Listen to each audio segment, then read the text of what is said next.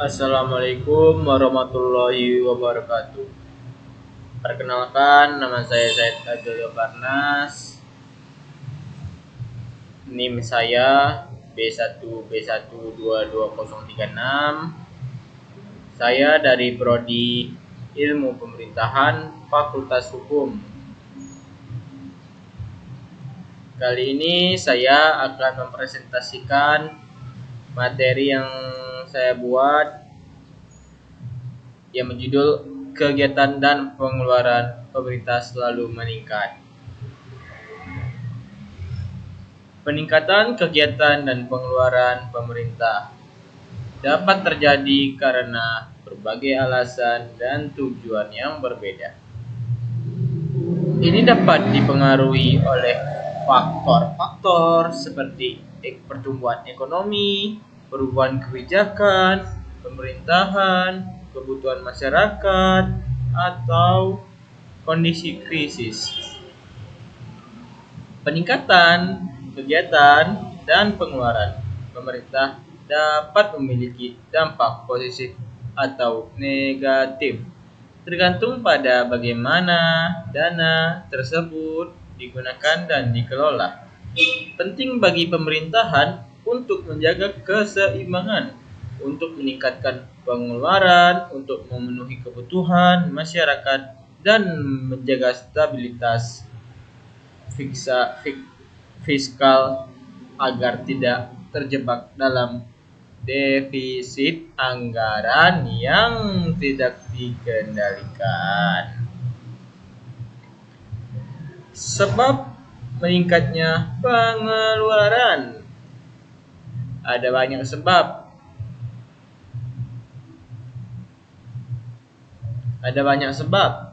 Mengapa pengeluaran pemerintah dapat meningkat. Beberapa di antaranya adalah 1. Pertumbuhan ekonomi. 2. Inflasi. 3. Perubahan demografis. 4. Krisis dan darurat. 5. Kebijakan pemerintah. 6. Tuntutan masyarakat. 7. Hutang publik. 8. Kebijakan moneter. 9. Perubahan kebijakan.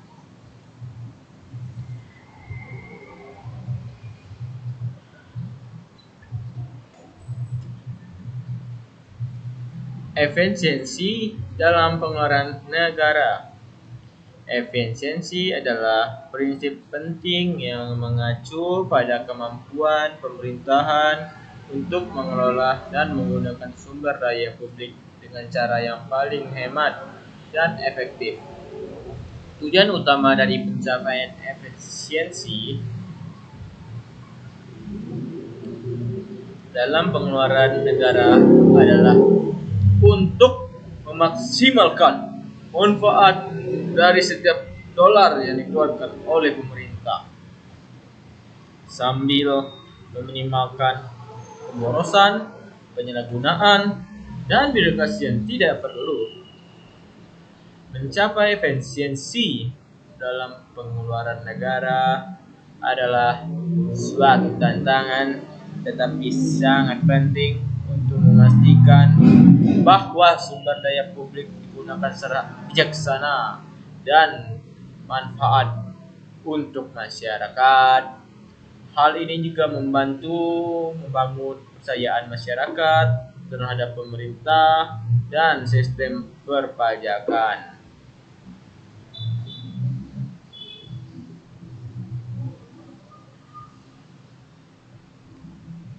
Pedoman bagi kebijakan pemerintah. Pemerintah memerlukan pedoman atau prinsip dasar yang akan membimbing mereka dalam mengembangkan kebijakan yang efektif dan berkelanjutan. Pedoman-pedoman membantu pemerintahan untuk mengambil keputusan yang bijaksana dan bertanggung jawab dalam rangka mencapai tujuan tujuan yang positif dan berkelanjutan bagi masyarakat setempat. Namun, setiap negara dan konteks memiliki tantangan dan prioritas yang berbeda, sehingga pedoman ini dapat disesuaikan dengan situasi khusus setiap warga negara.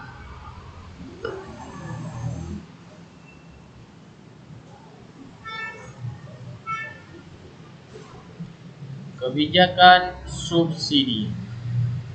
Kebijakan subsidi adalah salah satu instrumen yang digunakan oleh pemerintah untuk mengurangi biaya atau harga suatu barang atau jasa kepada konsumen, ekonomi dan sosial, termasuk mendukung sektor strategis, meningkatkan akses masyarakat terhadap barang dan jasa penting, dan merangsang pertumbuhan ekonomi.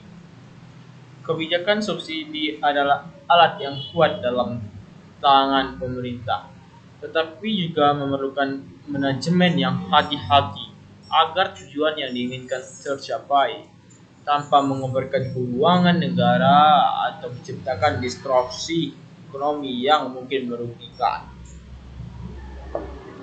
Subsidi yang efektif harus mengakomodasi perubahan kondisi ekonomi dan sosial serta mempertimbangkan dampak jangka panjang. Klasifikasi pengeluaran pemerintah.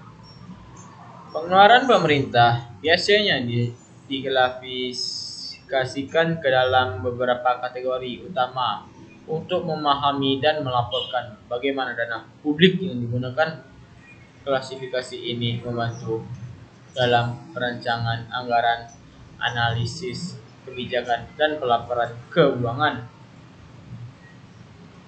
Pengeluaran pemerintah ini dapat dilaporkan lebih lanjut atau diperinci sesuai dengan kebutuhan, seperti pengeluaran per sektor, misalnya pendidikan tinggi, transportasi, darat, ataupun kesehatan masyarakat.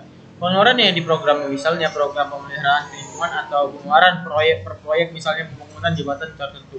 Klasifikasi pengeluaran dalam pemerintah adalah soal penting dalam manajemen keuangan negara dan memungkinkan pemerintah untuk memantau penggunaan dana publik, mengalokasikan sumber daya dengan kebijakan, dan memastikan akuntabilitas dalam pengelolaan keuangan publik. Terima kasih. Sekian presentasi saya. Mohon maaf jika ada kata-kata saya yang salah. Mohon dimaafkan. Billahi taufiq wal hidayah. Assalamualaikum warahmatullahi wabarakatuh. Terima kasih.